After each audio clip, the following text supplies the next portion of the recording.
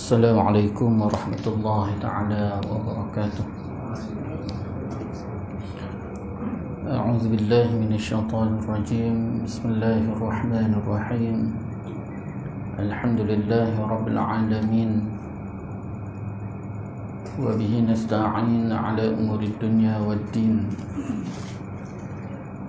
Wassalatu wassalamu ala sayyidil mursalin khatimin nabiyyin Muhammad sallallahu alaihi wa alihi wa sahbihi wasallam wa ala alihi wa ashabihi wa tabi'an lahum bi ihsanin ila yaumiddin. Subhanaka la 'ilma lana illa ma 'allamtana innaka antal alimul hakim. Rabbi syrah li sadri wa yassir li amri wahlul 'uqdatam min lisani yafqahu qawli. Rabbi zidna 'ilma warzuqna fahma. Allahumma yassir wa la tu'assir. Rabbi tamim bil khair ya fattah ya 'alim. Iftah lana futuhal 'arifin. Wa la hawla wa la quwwata illa billahil 'aliyyil 'azim. ولا حول ولا قوة إلا بالله العلي العظيم ولا حول ولا قوة إلا بالله العلي العظيم أما بعد. قال الله تعالى في القرآن العظيم: أعوذ بالله من الشيطان الرجيم. بسم الله الرحمن الرحيم. ألم نشرح لك صدرك ووضعنا عنك وزرك الذي أنقض ظهرك ورفعنا لك ذكرك فإن مع العسر يسرا إن مع العسر يسرا فإذا فرغت فانصب وإلى ربك فارغب. صدق الله العظيم. Alhamdulillah, tamu-tamunya, marilah sama-sama kita merafakkan rasa syukur kita kepada Allah Subhanahu wa taala. Dengan keizinan Allah dapat sama-sama kita bertemu dan bersua duduk di dalam rumah Allah Subhanahu wa taala. Semoga dengan keberadaan dan kesempatan yang diberikan oleh Allah Subhanahu wa taala ini, kita harapkan semoga Allah Subhanahu wa taala penuhkan kehidupan kita dengan keberkatan, keridaan, rahmat, dan lebih-lebih lagi tuan-tuan, kita harapkan sangat-sangat pada Allah Subhanahu wa taala.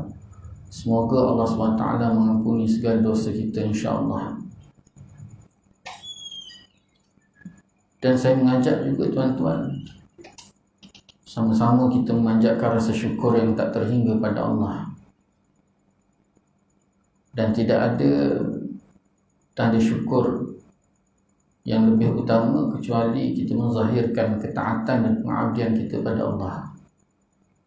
Mempertingkatkan ketaatan, menunjukkan kita benar-benar melaksanakan pengabdian suruhan Allah sebagaimana yang dikehendaki oleh Allah Subhanahu wa taala.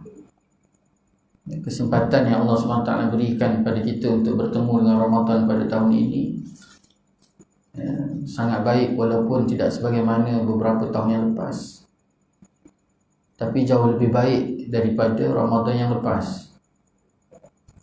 Yang lepas kita terpaksa berpuasa, solat tarawih, semua aktiviti-aktiviti yang sepatutnya kita penuhkan di rumah Allah ni tidak ada. Dan itu salah satu peringatan.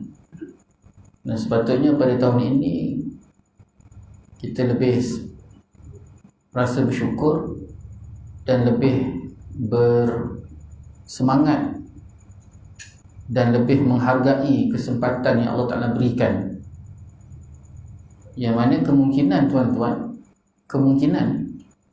kemungkinan besar kesempatan ini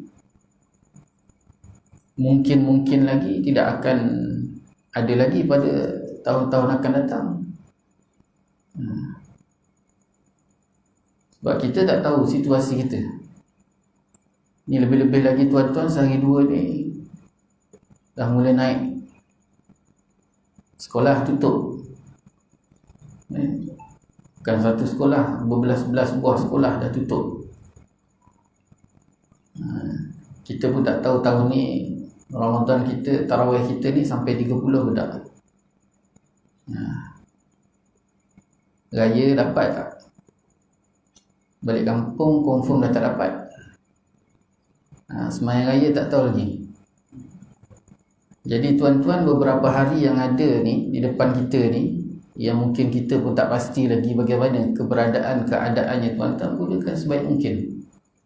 Setidak-tidaknya tanda syukur dan terima kasih tidak sebagaimana tahun-tahun yang lepas, tahun lepas. Dan kesempatan yang kita ada pada hari ini, saat ini, detik ini pun, tuan-tuan, kita tak pasti. Jadi kalau tidak digunakan sebaik mungkin, bukan hanya sekadar kita nak melepaskan batu di tangga, tapi saat detik yang kita lalui ni, tuan-tuan, tidak akan berubah, dia tidak akan berulang lagi. Ramadan Allah datangkan pada kita untuk membina keimanan, memakaikan sifat taqwa pada kita. Allah Ta'ala sediakan seluas-luasnya kebaikan-kebaikan ibadah, sehinggakan dengan kasih sayang Allah Subhanahu Wa Ta'ala tersebut, Allah Ta'ala belenggu syaitan dan Allah Ta'ala lemahkan nafsu. Sehinggakan, tuan-tuan, para ulama menyebutkan bahawa jika masih lagi, tuan-tuan, kita tak dapat melaksanakan sebaik mungkin ketaatan kepada Allah di dalam bulan Ramadan ni, maka bukan salah syaitan dan bukan salah nafsu lagi. Memang kita yang bermasalah. Kita yang bermasalah. Dan kesempatan ni tak akan berulang. Kalau katalah, tuan-tuan, kita tak gunakan sebaik mungkin, ditakuti bukan hanya sekadar rugi. Perkataan rugi itu tak apa lagi, tapi di antara masalah yang paling kita takuti, pertama sekali, sebagaimana Nabi SAW berikan peringatan melalui lidah Jibril AS. Ketika Rasulullah SAW turun daripada mimbar, Jibril perintahkan 3 perkara. Wahai Muhammad, aku ungkapkan 3 perkara ini, dan aku perintahkan kepada engkau supaya engkau benarkan dan kau angguk. Apa 3 perkara tersebut? Perkara yang pertama, bila tika mana salah satu orang daripada kamu mendengar menyebut ungkapan nama Muhammad. Kita dengar orang sebut nama Muhammad. Ini saya sebut nama Muhammad, lalu dia tidak menyahut dengan sallallahu alaihi wasallam, maka celakalah ke atasnya. Ini bukan saya yang cakap, Jibril cakap, dan Jibril takkan cakap kecuali Allah yang suruh cakap. Cuba bayangkan kalau Allah yang mencelakakan. Kalau saya mencelakakan, tuan-tuan, tak ada apa-apa, tuan-tuan. Tak luak pun tubuh, tuan-tuan. Tapi kalau Allah yang mencelakakan, tuan-tuan, mencelakakan kita, na'udzubillah min zalik, tuan-tuan, apa lagi rahmat yang ada. Sebab celaka yang datang daripada Allah tu memang celaka betul-betul. Dia ada rahmat, ada celaka, ada kemurkaan. Tidak ada rahmat, maka kemurkaan yang datang, kecelakaan. Lalu perkara yang kedua, tuan-tuan, Jibril sebut, wahai Muhammad, jika salah seorang daripada kamu dia mempunyai ibu bapa, dia ada mak, dia ada ayah, tetapi mak ayah dia tadi tidak dapat menerima sebarang manfaat daripada dia sebagai seorang anak. Maknanya anak dia tadi sebagai seorang anak tidak memberi tanggungjawab amanah yang sepatut sebagai seorang anak kepada mak ayah dia, maka celakalah ke atas dia. Ini baik-baik, tuan-tuan. Tak guna, kalau bahasa kasar kita, orang Melayu kita cakap, tak guna tonggang tonggik. Ibadah segunung macam mana pun, tuan-tuan, kalau mak ayah tadi tak digunakan betul-betul, tak guna, tuan-tuan. Kita ni mencari 1000 wali sekalipun, 1 juta wali sekalipun, orang soleh minta doa, tapi kalau doa mak ayah tak ada, tuan-tuan, tak guna. Kerana seorang 1 juta wali itu tetap dia takkan boleh lawan dengan seorang ibu. Jadi baik kita jumpa mak kita.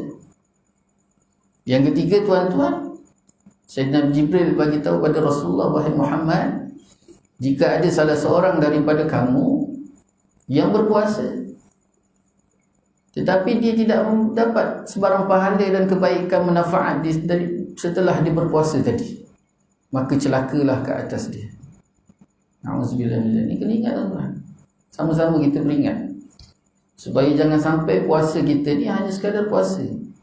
Kerana penekanan puasa ini bukan hanya sekadar pertamanya Allah SWT nak tengok saja. Tak. Allah Ta'ala ni bukan dia nak tengok kita ni dah buat ke belum ibadah kita. Bukan hanya sekadar puasa, solat, bukan hanya sekadar itu, sekadar ibadah yang kita laksanakan bila kita keluar saja daripada pintu surau itu disalam. Kalau solat tu kita disalam. Kalau puasa tu pula bila kita buka puasa, berbuka puasa tadi tuan-tuan, kalau kata sembahyang berjemaah kita keluar saja, lega dah sembahyang. Rugi. Kerana nilaian Allah SWT tu bukan pada kita dah buat ke belum, tetapi nilaian Allah SWT tu melihat sejauh mana usaha kita dalam melaksanakan ibadah tadi dan juga apa yang kita dapat setelah kita laksanakan. Itu sebabnya tuan-tuan, ni 8 hari kita berpuasa ni. Besok hari yang ke-9 ya? Dah 8 hari ya, Selasa, besok Rabu 9. Malam ke-9 muhasabah balik. Saya mengajak terutama diri saya sendiri dan kepada tuan-tuan supaya jangan kita termasuk golongan yang Jibril sebut orang yang celaka tadi. Satu. Yang kedua, yang ketiga, kita takut ni tuan-tuan, ni kita tak tahu ni apa yang akan berlaku ni. Tetapi setakat ni saya tak pernah jumpa pun seorang ulama yang mengungkapkan ataupun yang bersilih faham ataupun berikhtilaf pandangan menyatakan bahawa zaman kita ni bukan zaman fitnah Dajjal. Semua ulama,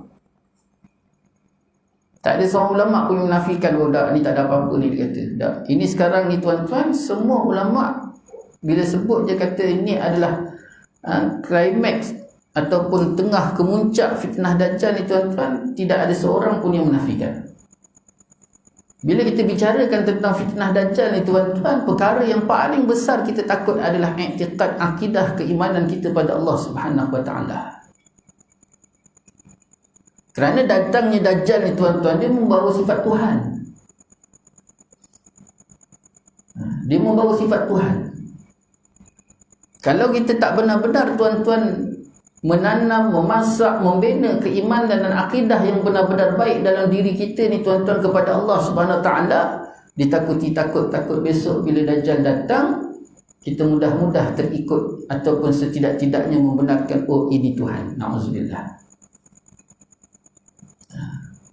Jangan kata Dajjal datang tuan-tuan, hari ni saja, ni saat ini, detik ini saja pun tuan-tuan, kalau kita letak Al-Quran di sebelah kanan dan handphone di sebelah kiri atas meja, kita hidang handphone, Quran, mana kita ambil tuan-tuan? Mana kita ambil? Quran ke handphone?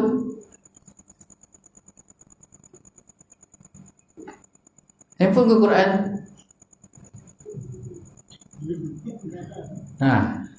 Dajjal belum datang tuan-tuan.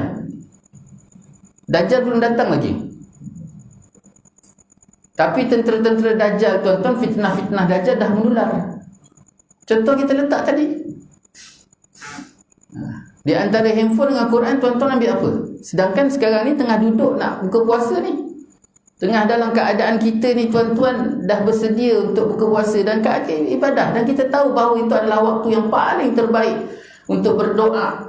Tapi kalau katalah letak handphone dengan Quran di hadapan kita, mana kita ambil? Pasti handphone. Ini realiti tuan-tuan. Ini belum Dajjal keluar. Dajjal belum keluar lagi. Rasa-rasanya tuan-tuan kalau Dajjal keluar, kita ikut Dajjal dah. Kalau macam ni lah caranya tuan-tuan. Ini belum Dajjal keluar tuan. Belum Dajjal keluar yang membawa sifat-sifat Tuhan tadi. Sebabnya Nabi SAW memberikan peringatan tentang Dajjal ni. Salah satunya Rasulullah ingatkan kepada kita SAW, diingatkan kepada kita supaya bila Dajjal datang tuan-tuan, dekat mana dia berada, jauh. Jangan sesekali berjumpa dengan Dajjal. Jangan rasa-rasa saya ni hebat, kuat. Tak, sejauh mana dan sehebat mana sekalipun keimanan kamu pada Allah, bila kamu bertemu dengan Dajjal, maka pasti kamu akan ikut Dajjal. Peringatan yang kedua, Rasulullah kata apa? Ikat isteri dan anak-anak kamu. Ikat, jangan keluar. Hari ini Dajjal belum keluar je tuan-tuan. Tapi berapa banyak penipuan yang dibuat oleh sang isteri bila tika mana dia pergi ke, kita kat sini ada apa? Tesco. Katanya nak beli toyu. Toyu. Toyu apa toyu? Kicap. Bang, nak beli toyu. Kita pun tak buka-buka beg duit, tak ada duit lain. Duit sekeping 100. Bagi dia, nak lah, ambil. Toyu Toyu, kejap je. Batu dalam kereta je lah, jaga anak-anak. Awak pergi beli toyu, kejap, 10 minit. Rasa 10 minit dia balik tak? 10 minit dia balik tak? Duit 100 tadi ada lagi tak? Tak ada. Tak ada. Tu belum Dajjal keluar tuan-tuan. Itu sebabnya Rasulullah, orang perempuan jangan marah. Ni bukan orang perempuan sini, orang perempuan tempat lain. Tapi orang perempuan kena ingat, kena beringat, ini realiti. Rasulullah suruh ikat sekuat-kuatnya. Bukan bermakna orang lelaki ni baik, dah. Ni tuan-tuan. Itu sebabnya kesempatan yang ada ni digunakan bukan hanya sekadar janji dah puasa, janji dah solat sunat tarawih, janji kita dah witir, janji kita dah sahur, janji tak. Tuan-tuan, letak dalam mindset kita, aku laksanakan ibadah ni pertamanya mencari redha Allah, supaya Allah Ta'ala pakaikan aku sifat taqwa, dan yang kedua aku nak bina keimanan aku. Nak bina iman. Nak bina iman tuan-tuan. Keimanan ni kita nak kena bina betul-betul. Hari ni tuan-tuan, kalau kita bicarakan tentang masalah masyarakat tuan-tuan, perkara yang paling besar sekali, kerisauan yang sedang berlaku dalam masyarakat, yang pertama sekali adalah iman. Kalau kita bicara pula tentang diri pula tuan-tuan, jati diri. Nak dapatkan 1% jati diri dalam masyarakat anak-anak kita hari ni dah tak ada tuan-tuan. 1% pun dah susah nak jumpa. Cuba bayangkan tuan-tuan. Mana tak, apa saja yang keluar dekat depan Facebook, IG, Instagram, apa semua sekali tuan-tuan. Keluar rambut merah, dia pun buat rambut merah. Keluar rambut oren, dia pun rambut oren. Cara potong rambut macam ni keluar, semua ikut. Dah tak ada lagi. Jati diri itu sebagai seorang Muslim Melayu tu tuan-tuan dah tak ada. Pantang apa je yang keluar, semua ikut. Sedangkan apa yang keluar di dada-dada handphone tu tuan-tuan, medsos tu, semuanya fitnah berlaku. Jadi beringat tuan-tuan. Jadi macam mana kita nak naikkan keimanan kita, nak bina keimanan kita tuan-tuan? Disebut oleh para ulama, pertama sekali tuan-tuan, amal ibadah yang kita laksanakan ini pastikan betul-betul berteraskan, berpandukan, rujuk betul-betul kepada ilmu pengetahuan. Bukan hanya sekadar ikut-ikut. Kita laksanakan solat ni tuan-tuan, betul-betul kita tahu mana rukun, mana sunat, mana perkara makruh, mana perkara membatalkan, mana perkara syarat wajib, syarat sah, semua tu kena ambil kira. Supaya dalam kita laksanakan ibadah ini betul-betul mengikut acuan piawaian yang dikehendaki oleh Allah Subhanahu Wa Taala. Minta maaf saya cakap tuan-tuan, hari ni realiti tuan-tuan, sehingga saat ini, detik ini tuan-tuan, kalau kita letak 10 orang yang berpuasa, 7 orang, mungkin 6 ataupun 7 orang daripada 10 orang tadi tuan-tuan, dia tak tahu pun puasa ni ada rukun ke tak ada rukun. Cuba bayangkan tuan.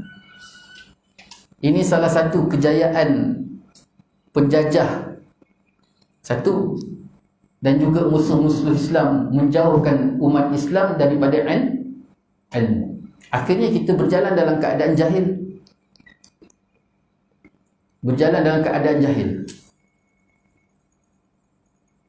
Contoh tuan-tuan, ni kasar Ni saya buat perumpamaan kasar. Tuan-tuan panggil saya ustaz. Betul tak? Ni perumpamaan kasar. Tuan-tuan panggil saya ustaz. Saya tanya tuan-tuan, apa yang ada pada tuan-tuan nilaian sehingga tuan-tuan boleh panggil saya ustaz?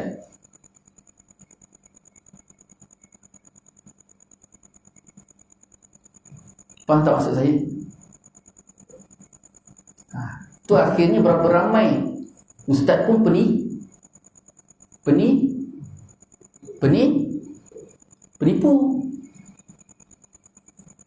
Sebab tuan-tuan nilai mengikut ilmu tuan-tuan, sedangkan tuan sendiri tak ada ilmu.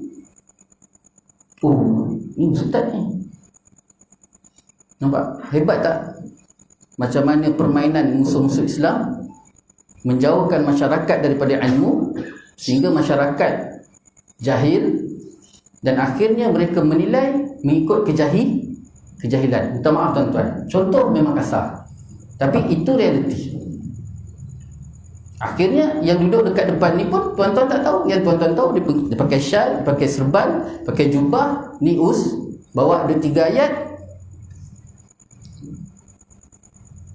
Ni dah berjaya tuan-tuan, hampir 100 tahun dah. Kita merdeka. Tapi realitinya tuan-tuan, mereka memberikan kemerdekaan kepada kita dalam keadaan kerja mereka dah langsai, sedap, selesai. Meninggalkan masyarakat, betul-betul dipastikan masyarakat dalam keadaan jahil. Jadi kita nilai dengan kejahilan. Siapa tuan-tuan nak nilaikan orang ni ustaz? Dan ustaz sendiri pun siapa dia pula? Nak menilai diri tu betul ustaz ke tak ustaz? Tolong panggil saya ustaz Ni lagi tak guna.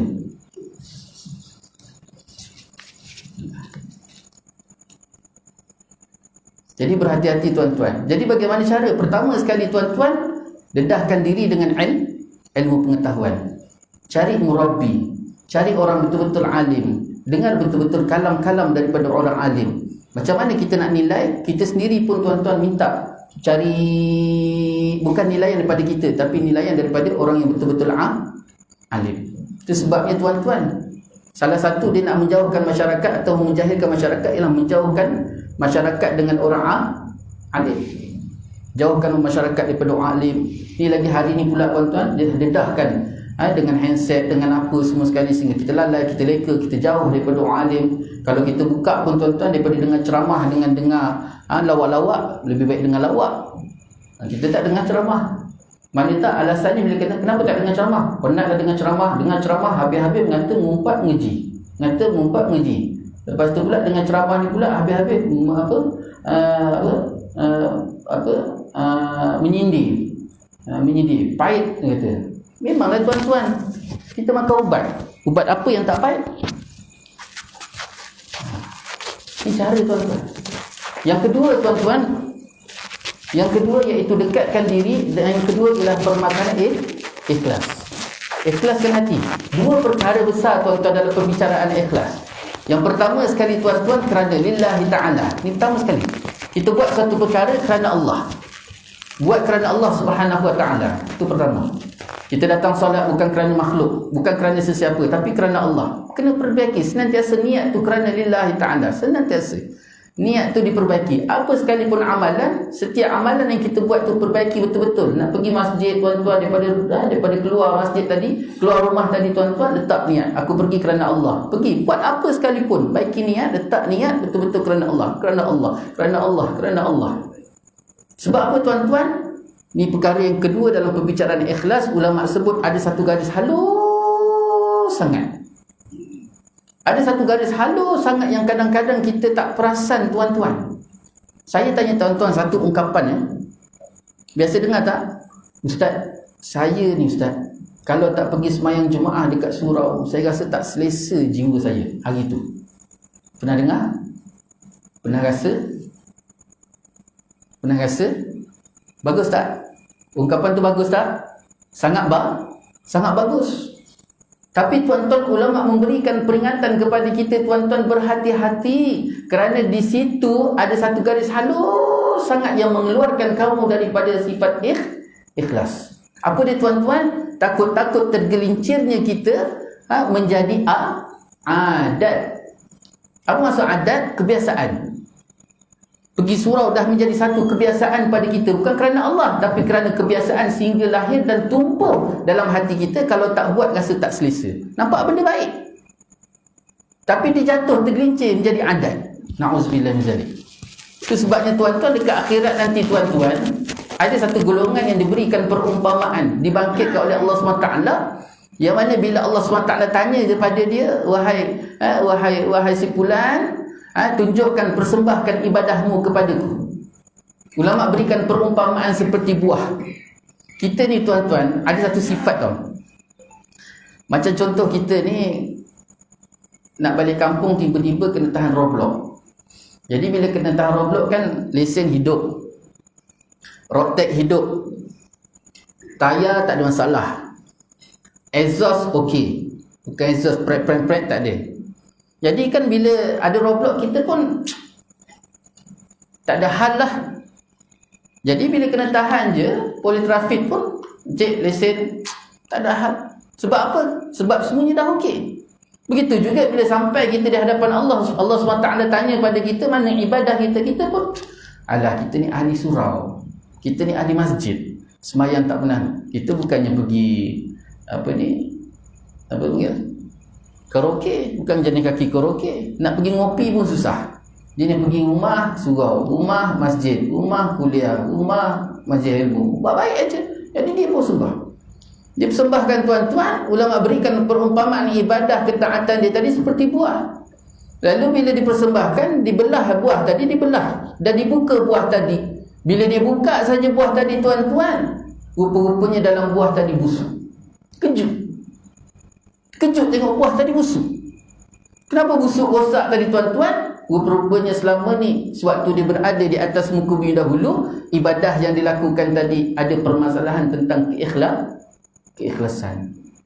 Ini berhati-hati tuan-tuan. Ini berhati-hati. Sebabnya ikhlas ni kena jaga, kena pastikan betul-betul.